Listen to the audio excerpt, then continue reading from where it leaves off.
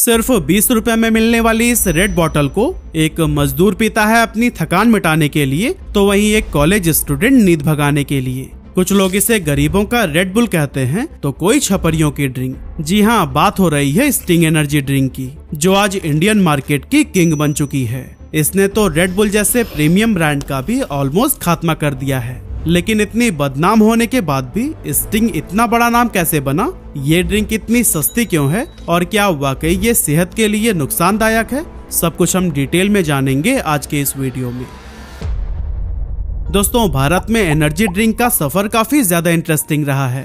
सबसे पहले 2001 में कोका कोला ने शॉक नाम से एक एनर्जी ड्रिंक लॉन्च की और 2008 में पेप्सिको ने सोबे के साथ अपनी किस्मत आजमाई। लेकिन दोनों ही अटेम्प्ट्स बुरी तरह से फेल रहे और कुछ ही टाइम में ये ड्रिंक्स मार्केट से गायब हो गईं। लेकिन फिर आया साल 2009 और यहीं से गेम पूरी तरह से बदल गया।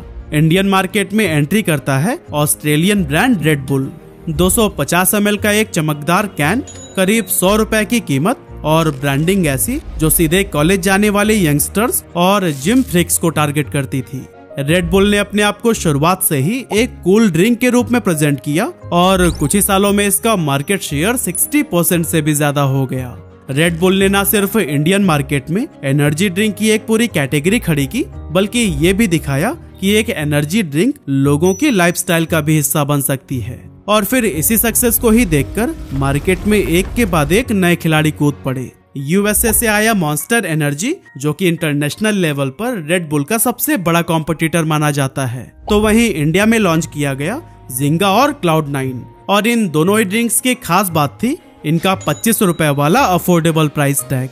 और हाँ, कोका कोला भी कहाँ पीछे रहने वाला था।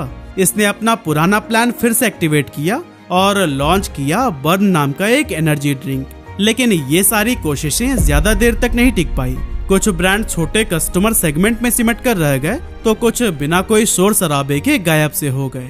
और इस तरह से 2015 तक इंडियन एनर्जी ड्रिंक मार्केट का असली किंग सिर्फ एक ही था, रेड बुल। इसने खुद को एक प्रीमियम सिंबल बना लिया था, एक ऐसी ड्रिंक जिसे पीकर लोग कूल और क्लासी दिखना चाहते थे। लेकिन दोस्तों, एक तरफ जहां रेड बुल का एम्पायर एक्सपैंड कर रहा था, वहीं दूसरी तरफ पेप्सिको के लिए हालात बुरे होते जा रहे थे। 2008 में सोबे के फेलियर ने पेप्सी के कॉन्फिडेंस को काफी तगड़ा झटका दिया था और उसके बाद से ही वो बस एक परफेक्ट कमबैक अपॉर्चुनिटी की तलाश में था। 2013 से 2016 के बीच पेप्सी, ट्रॉपिकाना और उसके दूसरे कई सारे कोर ब्रांड्स का मार्केट शेयर गिरने लगा था, जिससे इंडिया में पेप्सिको को लगातार लॉसेस फेस करने पड़े। और अब पेप्सिको चाहिए था एक ऐसा दाव जो न सिर्फ उसके पुराने नुकसान की भरपाई कर सके, बल्कि मार्केट में उसकी एक नई पहचान भी बना दे। लेकिन दोस्तों, पेप्सिको अभी अपने गिरते हुए ब्रांड्स और भारी लॉसेस से उबरने की प्लानिंग में लगा ही था, तभी इंडियन रेगुलेटरी एजेंसीज ने एक ऐसा कदम उठा लिया जिसने पूरे एनर्जी ड्रिंक मार्केट को हिलाकर रख दिया। असल में FSSAI यानी food safety and standards authority of India ने दिसंबर 2016 में एक नया रूल इंट्रोड्यूस किया। अब किसी भी एनर्जी ड्रिंक में कैफीन की लिमिट 300 mg पर लीटर से ज्यादा नहीं हो सकती। और फिर इसके बाद 1 जुलाई 2017 को एक और सख्त रूल लागू हुआ कि अब हर बोतल या कैन पर यह क्लियरली लिखना पड़ेगा कि 500 ml से ज्यादा कंजप्शन हेल्थ के लिए हार्मफुल है।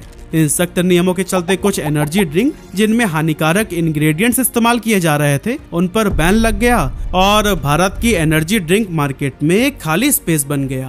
पेप्सिको ने भी ये मौका देखा और ये डिसाइड किया कि वो इसी गैप को ही फिल करेंगे। यही सोचकर 2017 में उन्होंने स्टिंग नाम की एक एनर्जी ड्रिंक इंडियन मार्केट में लॉन्च कर दी। इंटरेस्टिंग बात ये थी कि स्टिंग पेप्सिको का अपना ब्रांड नहीं था। असल में इस एनर्जी ड्रिंक की शुरुआत रॉकस्टार नाम की एक अमेरिकन कंपनी ने की थी। रॉकस्टार ने स्टिंग को पहले टेस्ट किया था साउथ ईस्ट एशिया के 2 देशों में, फिलीपींस और वियतनाम, क्योंकि वहां की मार्केट में वैल्यू फॉर मनी प्रोडक्ट्स की बहुत डिमांड थी और इसीलिए उन देशों में स्टिंग काफी सफल भी रही।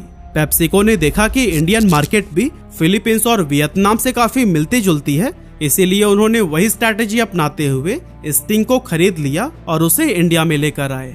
इंडिया में स्टिंग का लॉन्च सीधा सीधा एक ही टारगेट के साथ किया गया था और वो था रेड बुल के मार्केट शेयर को हथियाना। इसीलिए जब स्टिंग लॉन्च हुई तो फिर वो आई रेड बुल जैसे ही 250 ml की कैन में, लेकिन प्राइस था एग्जैक्टली आधा, यानी सिर्फ 50 रुपए। शुरुआत में पेप्सिको स्टिंग को एक प्योर एनर्जी ड्रिंक की जगह नॉर्मल सॉफ्ट ड्रिंक की तरह पोजीशन करना चाहता था।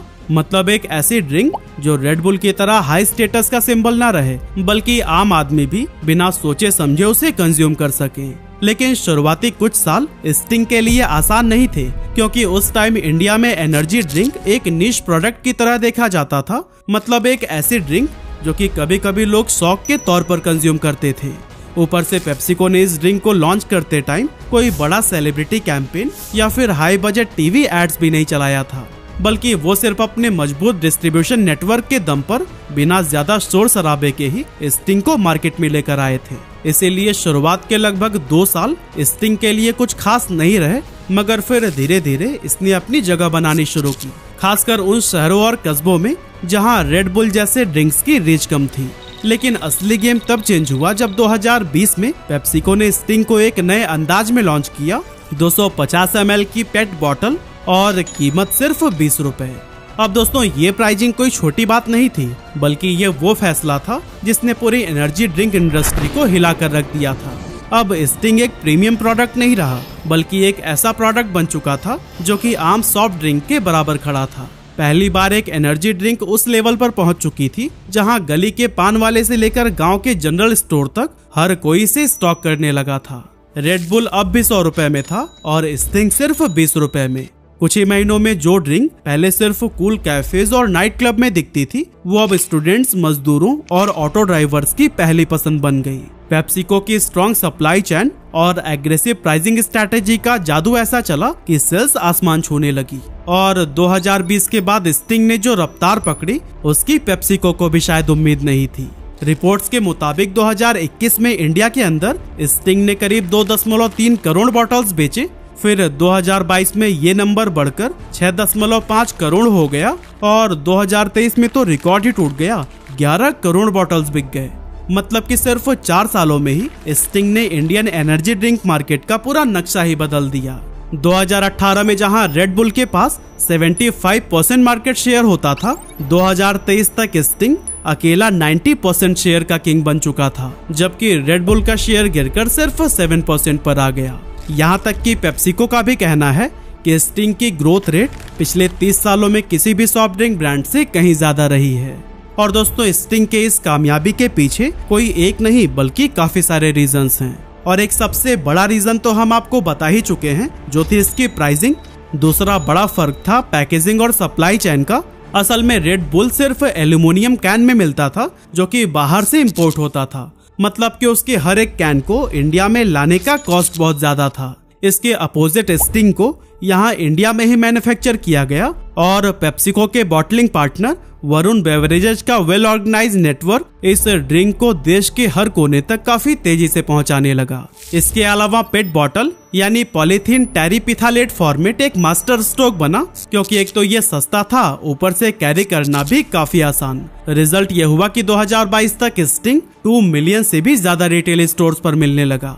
और दोस्तों, ये वही नेटवर्क था जो कि पेप्सी या कोक जैसे एस्टेब्लिश ब्रांड का होता है। यानी ये ड्रिंक सिर्फ बड़े शहरों तक ही सिमट कर नहीं रहा, बल्कि छोटे गांव और कस्बों की किराना पान की दुकानों तक भी पहुंचा। जबकि रेड बुल और मॉन्स्टर जैसे ब्रांड्स सिर्फ बड़े शहरों के हाई एंड स्टोर्स में मिलते थे। इसके अलावा मार्केटिंग के मामले में भी स्टिंग ने एक अलग स्ट्रैटेजी अपनाई, क्योंकि जहां रेड बुल अपने आप को फार्मूला 1 रेसिंग और महंगे ग्लोबल कैंपेन से कूल दिखाने में लगा रहा, वहीं स्टिंग ने शुरुआत में किसी बड़े सेलिब्रिटी ब्रांड एम्बेसडर का सहारा नहीं लिया। इसकी ब्रांडिंग एकदम प्योर देसी अंदाज में की गई, जिससे कि आम लोग भी रिलेट कर सके। लाल चमकदार बॉटल, कैंडी जैसा मीठा टेस्ट और एक सिंपल टैगलाइन, एनर्जी बोले तो स्टिंग। यही वजह थी कि 2019 से 2021 के बीच स्टिंग बिना किसी बड़े सेलिब्रिटी प्रमोशन के भी वायरल होता चला गया, और लोग इसके टेस्ट और इंस्टेंट एनर्जी इफेक्ट के बारे में सोशल मीडिया पर भी बात करने लगे। लेकिन फिर इसके बाद पेप्सिको ने स्टिंग की रीच को नेक्स्ट लेवल पर ले जाने के लिए अपना मार्केटिंग स्किल बढ़ाया और बॉलीवुड एक्टर अक्षय कुमार को ब्रांड एम्बेसडर बना लिया। अब स्टिंग की रीच सिर्फ दुकानों पर नहीं, बल्कि टीवी स्क्रीन्स और थिएटर्स तक फैलने लगी। साथ ही पेप्सिको ने कुछ अलग टाइप के कैंपेन्स भी लॉन्च किए, और इसका एक एग्जांपल था 2024 का डार्ट कैंपेन, जो कि एक शॉर्ट थ्रिल मूवी की तरह डिजाइन किया गया था।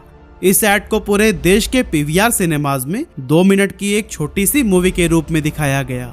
133 सेकंड के इस ऐड में एक इंटरेस्टिंग कहानी दिखाई गई, जिसमें एक सिक्योरिटी गार्ड स्टिंग पीकर एनर्जी से भर जाता है और एक स्नाइपर की साजिश को नाकाम कर देता है, जिससे एक इंडस्ट्री टाइकून की जान बच जाती है। लेकिन दोस्तों, जैसे जैसे स्टिंग की पॉपुलैरिटी बढ़ी, वैसे इसके चारों तरफ कुछ परसेप्शंस भी बनने लगे, जैसे कि इसकी कम कीमत की वजह से काफी सारे लोग इसे गरीबों का रेड बुल कहने लगे। साथ ही बहुत सारे लोगों ने इसे छपरियों की एनर्जी ड्रिंक का भी नाम दिया। अब दोस्तों, इसके पीछे एक हार्श लेकिन असल सच था कि स्टिंग के सबसे बड़े खरीदार वो दिहाड़ी मजदूरी करने वाले लोग बने, जो कि हर रोज जी तोड़ मेहनत वाला काम करते हैं। थकान से टूटा हुआ मजदूर, दिन भर रोड पर रिक्शा खींचने वाला या फिर एक कंस्ट्रक्शन वर्कर, ये लोग स्टिंग इसलिए पीते हैं क्योंकि इससे इन्हें सस्ते में वो इंस्टेंट एनर्जी मिलती है, जो कि इनके काम में बहुत हेल्प करती है। लेकिन फिर दोस्तों, इसके बाद से पढ़े लिखे तबके के बहुत सारे शहरी लोग अब स्टिंग पीने में शर्म महसूस करने लगे। सोचिए, एक ड्रिंक जो एनर्जी के लिए बनी थी, उसे क्लास और सोशल इमेज के तराजू में तौला जाने लगा। लेकिन सच्चाई ये भी है कि इंडिया की मेजॉरिटी पॉपुलेशन उन्हीं लोगों से ही बनी है जो कि स्टिंग को रोज कंज्यूम करते हैं, बिना किसी ब्रांड परसेप्शन के, सिर्फ अपनी जिंदगी की थकान मिटाने के लिए। और यही वजह है कि इन सोशल स्टीरियोटाइप के बावजूद स्टिंग की ग्रोथ कभी नहीं रुकी। इसके अलावा बहुत सारे लोगों के मन में स्टिंग को लेकर कुछ हेल्थ कॉन्सर्न्स भी हैं और लोग इसे लाल रंग वाला जहर, लत लगाने वाला नशा और ना जाने क्या क्या कहते हैं। पर इन सभी बातों के पीछे सच्चाई क्या है? क्या स्टिंग वाकई दूसरे एनर्जी ड्रिंक से ज्यादा नुकसानदायक है? आइए इसको समझने की कोशिश करते हैं। वैसे आगे बढ़ने से पहले मैं आपको एक डिस्क्लेमर देना चाहता हूं कि जो भी इन्फॉर्मेशन मैं आपको शेयर करने वाला हूं, वो पूरी तरह इंटरनेट पर की गई रिसर्च पर बेस्ड है और मैं किसी भी ड्रिंक को पीने के लिए आपको प्रमोट या इनकरेज नहीं कर रहा हूं। सबसे पहले बात करते हैं स्टिंग के लाल रंग की, जिसके चलते लोग इसकी तुलना जहर से कर देते हैं। लेकिन हकीकत ये है कि इसका ये चटक लाल रंग एलुरा रेड एसी जैसे फूड कलर से आता है, जो कि भारत में FSSAI अप्रूव्ड है। हाँ, ज्यादा मात्रा में ये भी शरीर पर बुरा असर डाल सकता है, लेकिन वो तब होगा जब आप लंबे समय तक हर रोज 2-3 बॉटल्स पी रहे हों। इसके अलावा स्टिंग के लिए लोगों में एक परसेप्शन ये भी बहुत कॉमन है कि इससे दिल कमजोर होता है और हार्ट अटैक हो सकता है, क्योंकि कुछ लोगों को स्टिंग पीने के बाद से हार्ट रेट बढ़ने की प्रॉब्लम होती है।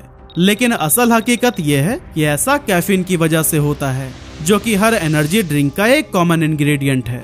मतलब कैफीन सिर्फ स्टिंग में नहीं, बल्कि बाजार में मिलने वाली हर एनर्जी ड्रिंक में होता है। और इससे हार्ट रेट भी सबका नहीं बढ़ता, बल्कि सिर्फ उन लोगों का बढ़ता है जो पहले से हार्ट पेशेंट हैं या फिर जिन्हें एंजाइटी की दिक्कत है। अगर स्टिंग की बात करें तो उसकी एक 250 ml की बोतल में लगभग 72 mg कैफीन होता है और ये क्वांटिटी एक नॉर्मल कप कॉफी से लगभग 1.5 गुना ज्यादा है। इसी तरह से रेड बुल के 250 ml के कैन में करीब 80 mg कैफीन होता है। मतलब कैफीन के मामले में स्टिंग और red bull almost same level पर हैं। लेकिन बात जब चीनी की होती है तो यहाँ पर एक बड़ा डिफरेंस सामने आता है। स्टिंग में 6.8 ग्राम पर 100 ml चीनी होती है, जबकि रेड बुल में ये क्वांटिटी 11 ग्राम पर 100 ml तक पहुंच जाती है। यानी सर्विंग साइज के हिसाब से स्टिंग में दूसरे पॉपुलर एनर्जी ड्रिंक से कम शुगर है। और रही बात लत लगने की, तो ऐसा शुगर और कैफीन के मिक्सचर की वजह से होता है। असल में स्टिंग पीने के बाद लोगों को शॉर्ट टर्म के लिए एनर्जी का एक बूस्ट मिलता है, जिससे उन्हें एक गुड फीलिंग आती है और इसी फीलिंग को ही बार बार महसूस करने के लिए लोग इसे रेगुलरली पीने लगते हैं। और दोस्तों, अगर स्टिंग या फिर किसी भी एनर्जी ड्रिंक का ओवर कंजप्शन किया जाए तो इसके बहुत सारे साइड इफेक्ट्स भी सामने आ सकते हैं, जैसे नींद उड़ जाना, हार्ट रेट का अचानक बढ़ जाना या फिर ब्लड प्रेशर का स्पाइक। और इसीलिए बच्चों और प्रेग्नेंट महिलाओं के लिए ये ड्रिंक साफ तौर पर मना किए गए हैं। लेकिन दोस्तों, अब सवाल उठता है कि आज के दौर पर स्टिंग खड़ा कहाँ है और इसका फ्यूचर क्या है। देखिए दोस्तों, 2024 की एक रिपोर्ट के मुताबिक इंडिया की एनर्जी ड्रिंक मार्केट 7800 करोड़ रुपए से ज्यादा की हो चुकी है और अनुमान है कि 2030 तक ये 16,000 करोड़ रुपए को भी क्रॉस कर जाएगी। और क्योंकि स्टिंग इस मार्केट का सबसे बड़ा प्लेयर है, इसीलिए आने वाले कुछ सालों में ये 1.5 से 2 गुना तक ग्रो कर सकता है। रेड बुल, जो एक टाइम पर भारत में एनर्जी ड्रिंक का दूसरा नाम माना जाता था, अब सेल्स और मार्केट शेयर की रेस में बहुत पीछे छूट गया है। वहीं दूसरी तरफ पेप्सिको की इस सक्सेस को देखकर कोका कोला ने भी 2022 में थम्स अप चार्ज नाम से 20 रुपए के प्राइस पर अपना एक एनर्जी ड्रिंक लॉन्च किया था ताकि मास मार्केट में अपने पैर जमा सके। लेकिन अभी भी वो सेल्स के मामले में स्टिंग से काफी पीछे है। और दोस्तों, पेप्सिको भी सिर्फ एक प्रोडक्ट लॉन्च करके ही नहीं रुक गया, बल्कि वो लगातार नए फ्लेवर्स भी ला रहा है। फिलहाल की अगर बात करें तो स्टिंग रेड के अलावा ब्लू करंट और गोल्ड नाइट फ्यूल, ये 2 फ्लेवर्स भी इंडियन मार्केट में अवेलेबल हैं। अब अंत में बस मैं यही कहना चाहता हूँ कि स्टिंग को लॉन्च करके पेप्सिको ने ये दिखा दिया कि अगर स्ट्रैटेजी सही हो तो भारत जैसी प्राइस सेंसिटिव मार्केट में भी पुराने से पुराने कॉम्पिटिटर्स को हराया जा सकता है। वैसे आप हमें कमेंट करके जरूर बताइएगा कि क्या आपने कभी ये ड्रिंक पी है, और अगर पी है तो इसका टेस्ट आपको कैसा लगा।